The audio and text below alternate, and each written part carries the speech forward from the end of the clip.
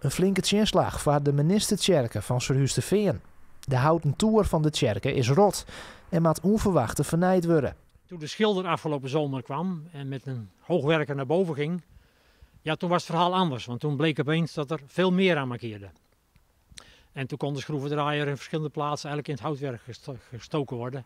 En dat was wel heel duidelijk van, nu moet er iets gebeuren. Begin dit jaar is het gebouw likwijls nog inspecteren.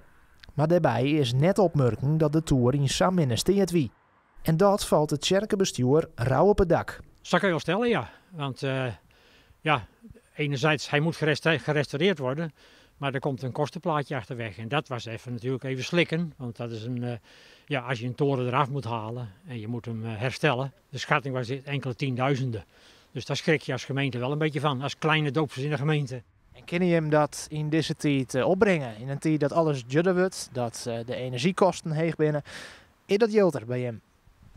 Nou, ons eigen vermogen is zo dat we het nog wel zouden kunnen betalen. Maar dan doen we wel een heel grote aanslag op ons eigen vermogen.